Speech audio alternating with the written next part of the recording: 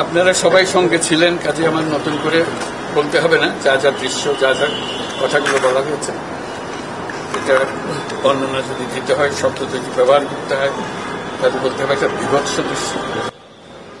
এটা মানুষের মনুষ্যত্ববোধ বলে কোনো জিনিস যা আছে সেটার থেকে বহু গভীরে নিয়ে গেছে। এটা নিশ্চিহ্ন করার জন্য মনুষ্যত্ববোধ যেন কারো না থাকে।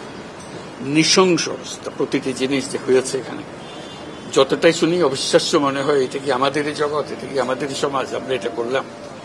এবং যারা নিগৃহীত হয়েছে, যারা এটা শিকার হয়েছে, তারা আমাদের সঙ্গে আছে। তাদের মুখের থেকে শুনলাম কিভাবে হয়েছে। কোনো ব্যাখ্যা নাই। এটা ব্যাখ্যা থাকলে কিছু একটা হলে মানুষ বোঝে যে এটার কারণ ছিল। এটা বিনা কারণে রাস্তা থেকে উঠিয়ে আনার মতো কথা। বিনা দোষে কতগুলো সাক্ষী সাবুত হাজির করে সেই যন্ত্র, ওই এক্সপ্লোসিভ কতগুলো গাড়ির ভিতরে ঢুকিয়ে দিয়ে তারা বলছে তুমি সন্ত্রাসী, জঙ্গি, এইগুলো বলে বলে তাকে নিয়ে আসা হয়েছে।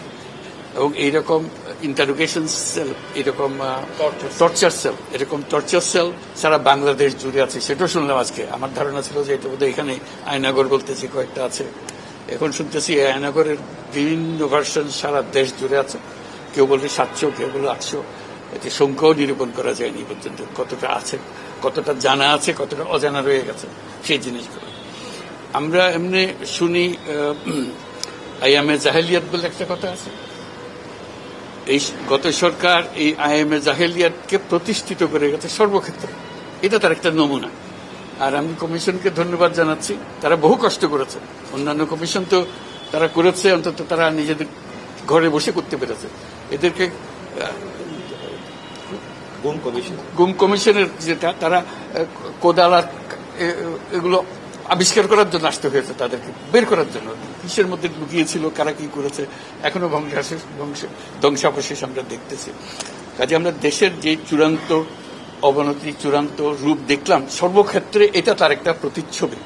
কাজে গুম কমিশন যেটা আমাদের সামনে নিয়ে আসলো, সেটা হলো যে কি পরিমাণে একটা দেশকে সর্বদিকে ধ্বংস করা যায়, এমনকি মানুষের একেবারে সামান্যতম যে মানবিক অধিকার সেটুকু থেকে বঞ্চিত করে রেখে দেওয়া হয়েছে।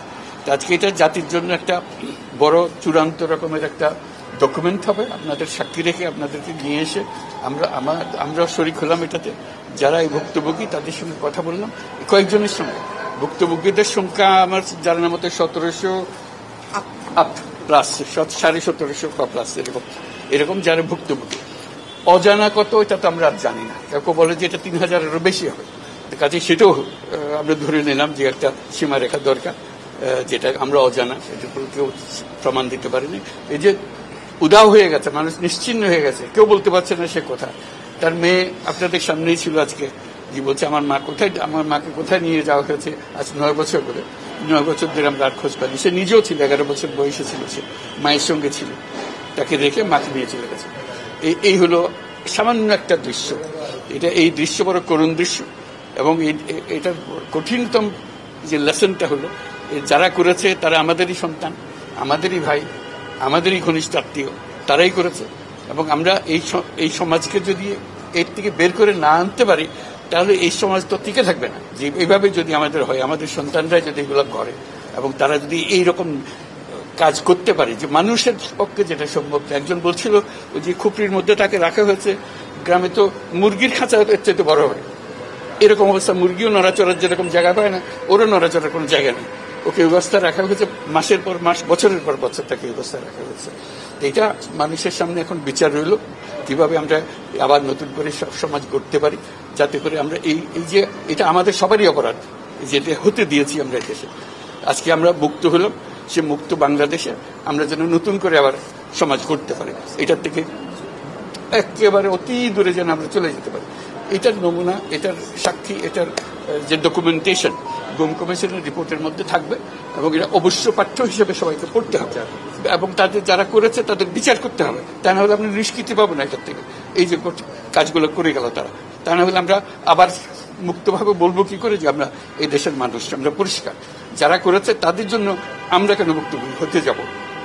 তাদের সে বিচার করবো, জনসাধারণ বলবো যে হ্যাঁ এটা উচিত বিচার হয়েছে, তখন আমরা এটার থেকে মুক্তি পাবো। সেটাই হলো আমাদের আবেদন দেশের সবার কাছে, এই বিচারটা যেন আমরা করে ফেলতে পারি।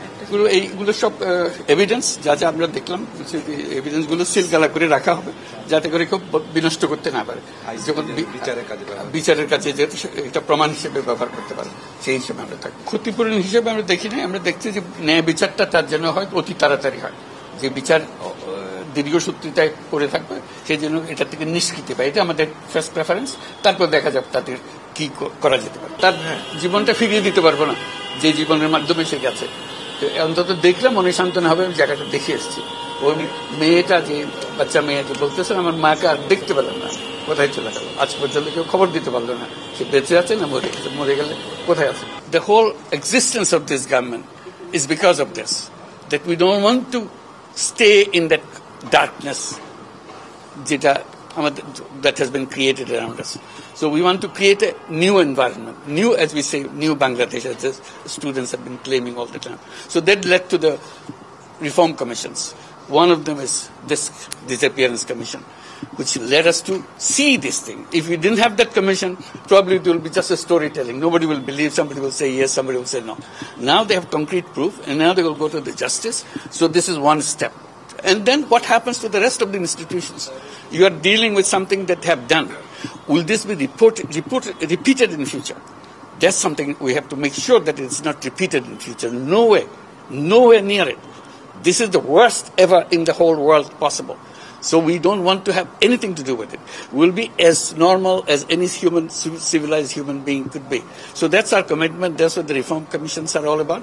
And since you asked the question, I'm very grateful to the commission for taking the trouble. It was not an easy job. They had to fight in all directions to discover. This is a whole discovery mission. It's not as simple going and taking evidences and writing reports about it. So they had to really detectives in very serious way. And they're still worrying about whether we can keep the evidences as they are after all this thing happened. So this is our commitment. We want to create that society and that world for us.